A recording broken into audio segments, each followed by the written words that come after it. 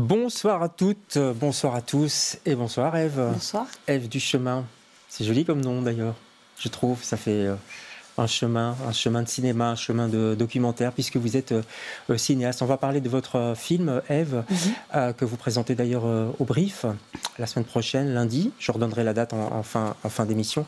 Avant ça, peut-être trois petites questions. C'est une tradition dans cette émission. Je vous demanderai de répondre un petit peu du tac au tac. Si j'y arrive. Si vous y arrivez. Ève, si vous étiez un sentiment, vous seriez quoi? Un sentiment. Ouais. Ouh là là, un sentiment, mais c'est tellement tout le temps changeant, un sentiment. Aujourd'hui... Aujourd'hui, vous êtes quoi, là, pour l'instant? Je suis speed. Vous êtes speed? Bon, restez encore un peu avec nous, alors. J'ai très faim. Il y a plein de Vous choses. mangerez après l'émission. Ça dure 12 minutes. Hein. Si vous étiez... Attention, il faut creuser un peu. Un souvenir d'enfance. Un souvenir d'enfance? Ouais.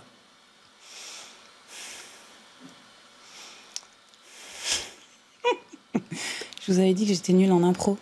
Un souvenir d'enfance...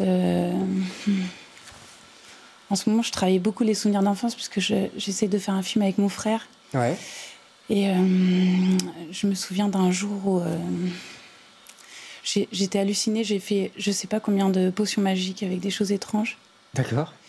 Et j'étais étonnée qu'à chaque fois, ils le boivent en croyant qu'il pourrait se transformer. D'accord. Je trouve ça C'est très pas beau. du poison.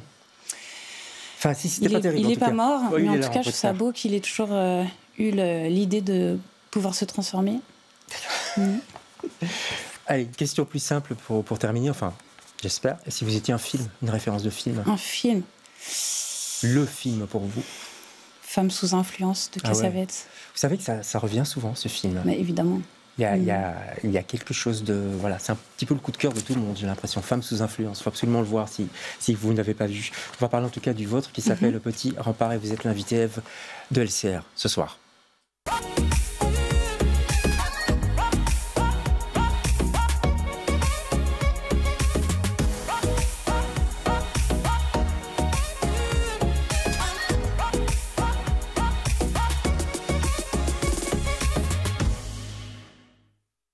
Si tu veux bien, je t'invite.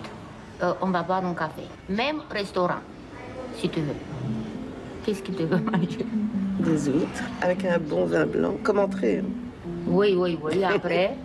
Après un petit homard au curry. Je suis riche. Oh, Regarde, j'ai 30 cents. oh, bravo. Avec 30 cents, qu'est-ce qu'on peut prendre? Une crevette? 5, oui. Qui peut faire de la Bonjour, moi je suis Marielle, j'ai 53 ans et je suis très heureuse d'être là. On voudrait avoir une assistante sociale accessible, qui ne soit pas derrière cette porte rouge par exemple, où on doit frapper, où on doit attendre des... Quelque part, je me suis retrouvée dans une vie que je connaissais pas. Et si j'étais pas passée par là, j'aurais jamais su par quoi certaines femmes peuvent passer. mais ne peut quitter mon âme. Il n'y a pas de prix pour sa liberté, en sans fait. verser une larme. La, la, la, la, la, la, la. Bisous, ma belle, je t'aime, bye bye. Bye. Ils savent même pas que je suis dans un centre. Ils savent que je suis dans un endroit, mais ils savent pas que c'est le SAMU. Ils savent pas que c'est un centre d'hébergement d'urgence. Je trouve que c'est une bataille de faire attention à soi ici. Ouais, vraiment. On est quand même un peu les rebuts de la société. Mais du jour au lendemain, t'es plus personne. Donc tu dois te battre pour redevenir quelqu'un. C'est comme si tu avais eu un arrêt cardiaque et qu'on était en train de te faire le massage cardiaque et que tu reviens. Mais c'est une bagarre entre la vie et la mort. Oui, c'est vraiment ça. La, la, la.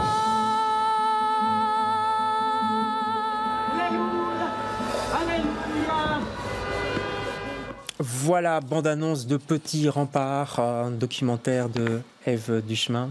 Quel documentaire quel film tout de même, on va en parler, une plongée dans le SAMU social. C'est un beau titre, Petit Rempart, je trouve, parce que c'est le rempart, c'est très ouvert, c'est rempart contre l'extérieur, contre la violence, contre la précarité aussi. Il y a un peu tout ça, non? Bien C'est ça sûr. que vous l'avez gardé, ce titre? Oui, en fait, le SAMU social, ils ont plein de centres différents dans Bruxelles, avec des spécificités, famille, pour femmes.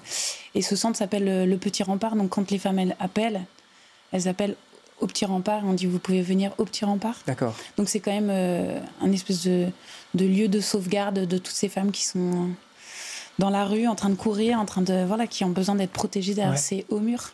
Et en même temps, c'est petit, comme rempart. Ouais. Voilà.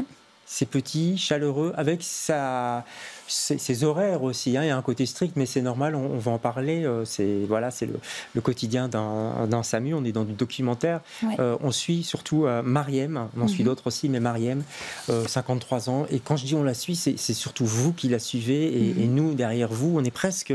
On entend d'ailleurs votre voix de temps en temps. Hein. Vous posez des petites questions ou vous faites des réflexions. Vous la suivez presque au corps, je trouve. C'était important d'être là, à côté d'elle, presque tout le temps. Ouais, c'est quelque chose que je poursuis et que j'adore faire. Ouais. Je suis assez persuadée que quand on fait une immersion en corps à corps avec quelqu'un, on va pouvoir petit à petit éprouver ce qu'elle éprouve. Donc il y a le sens, la violence administrative, la violence de la société. On voit tout ça. Ouais.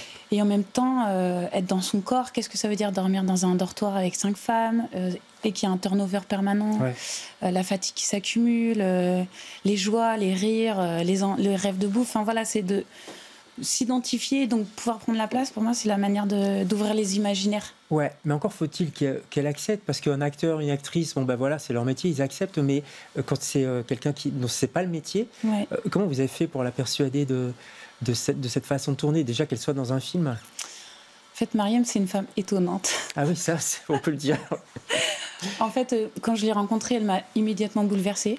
Ouais.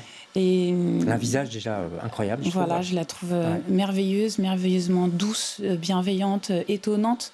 Donc, j'arrivais pas à comprendre comment cette femme avait pu dormir dans la rue, avait pu vivre une chute sociale aussi folle. Ouais. Elle était agent immobilière. Voilà. Ça, et mais surtout, j'ai habité longtemps au Parvis de Saint-Gilles et en fait, on voit des femmes dans la rue. C'est vrai. Mais on les voit pas toutes. Et en fait, on se pose pas assez de questions. Et donc et j'arrivais pas à faire le lien. Et j'étais fascinée par elle. Et donc, quand je lui ai demandé si je pouvais venir voir où est-ce qu'elle dormait, donc vous l'avez abordée carrément comme ça dans la rue? En fait, je faisais des images pour un atelier théâtre avec des femmes sans abri. Ouais. Et je trouvais qu'elle renversait tellement tous les clichés qu'on pouvait avoir en tête, même si déjà tous mes clichés étaient renversés, puisque c'est... Voilà, on se rend pas compte en fait. En fait, on ne voit pas les gens qui sont dans la rue. Non. Enfin, j'espère qu'à la fin de ce film, parce que après ce tournage, vous les rendez visibles quand même. Ouais. Oui, qu'en fait, on arrête de sortir des clichés. On n'est pas que c'est pas que les femmes un peu saoules qui parlent toutes seules. En fait, il y en a beaucoup d'autres, sauf qu'on les regarde pas. Et donc voilà. Et donc, comme d'habitude, quand je suis bouleversée par quelqu'un, je lui ai dit j'aimerais bien venir voir où est-ce que tu dors. Et elle m'a dit oui, mais toi, tu fais des films. Mais je vais d'abord voir tes films avant de te répondre. Ah ouais, waouh. Fascinante. Ah ouais, complètement. Fascinante. Et donc, déjà, oui, maintenant que j'ai fait des films, ça gagne. C'est-à-dire, si on a une tenue, je crois, avec les gens qu'on filme, je pense que ça se peut se sentir. Et puis après, un film, c'est une longue immersion, ça prend du temps. Combien de temps pour ce film, ce tournage? Peut-être sur 6-7 mois. Ouais. Et en fait, elle venait de rentrer au SAMU social. Donc, il y a quelque part, dans ce film, on apprend toutes les deux ce que ça veut dire. Ouais, vous découvrez être dans un centre d'hébergement d'urgence. Ouais. Sans ses affaires, sans ses papiers, avec juste un téléphone, pas d'ordi. Comment on fait pour dealer avec le monde alors qu'on est enfermé dans ce dortoir avec ses règles et ses femmes? Et puis, on apprend à se connaître. Et puis, de toute façon, il y a toujours quelque chose d'assez puissant de partager le quotidien de l'autre. C'est quand on fait front ensemble, on fait un film ensemble. Ouais. Et on apprend à danser ensemble et à... Voilà, ce que je veux dire, c'est que... Elle fait je dors à ses pieds des fois pour pouvoir être là la nuit. Et c'est qu'il y a un moment, en fait, on s'est apprise. Donc on peut faire ce film jusqu'au bout ensemble. Ouais. Et même avec les autres aussi, parce Oui. qu'il y a Lubna qui est, on va dire, il y a la plus proche, sa copine, enfin. Ouais. Et on filme, enfin vous filmez, pardon, tous les moments, parce qu'on pourrait croire qu'on est toujours triste, larmoyant, mais d'abord c'est pas du tout larmoyant. Il y a des douleurs, il y a des séparations, mais il y a des fous rires aussi. Et quand il y a ces scènes de fous rires entre elles, cette sororité qu'on soit, qui est très présente en fait, parce qu'elle est forte en fait. Elles sont fortes toutes en fait, mais on sent pas qu'elle les mène, mais elle les encourage en tout cas à s'en sortir. Oui. Et Lubna aussi. Là, on est heureuse avec elle, notamment la scène de l'anniversaire, tout ça. Enfin, mais là, il faut justement être avec elle depuis longtemps pour arriver à filmer ces scènes, non? J'ai l'impression. Oui, évidemment. Vous êtes une copine, quoi. Oui, je suis une copine, et puis surtout, en fait, les sujets comme ça, hein, qui sont un peu difficiles, un peu douloureux, un peu sociaux, en fait, c'est bien la différence entre du reportage et du documentaire, c'est que la vie n'est pas que triste, la vie c'est un feu d'artifice permanent. Ouais.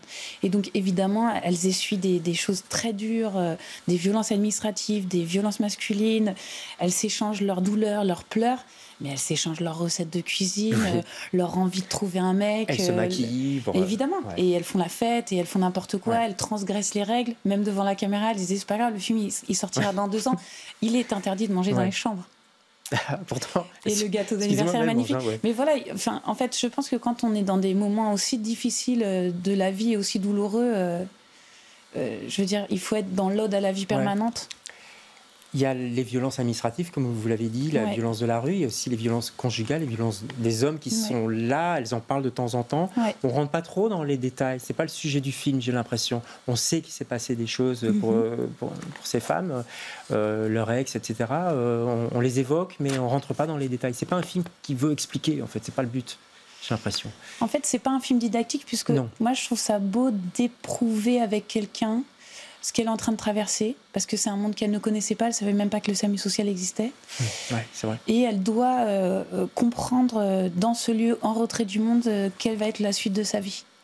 Et donc, c'est pas poser une question sur la violence conjugale. Par contre, on se rend compte que la violence contre les femmes les pousse inévitablement vers la précarité, et que cette violence-là fait tomber les femmes et les fout à la rue, et peu importe de quelle classe sociale on vient. Et c'est pour ça que Mariem, évidemment, elle me bouleverse de beauté, de lucidité. De vérité, Mais elle, c'est moi, c'est n'importe qui de mes copines. C'est-à-dire, en fait, du jour au lendemain, on peut tomber très bas, très vite. Et en fait, je trouve que elle renverse tous les stigmates, et en fait, elle fait lien avec toutes les femmes, elles font front ensemble. Et en fait, elle nous relie aux autres. Voilà. Elle a vu le film, Mariem ? Non, elle verra le film lundi. C'est pour ça que je suis très stressée de parler de ce film, alors que c'est la première fois que je filme quelqu'un qui me dit « Je te fais confiance, je veux le voir, mais en grand ».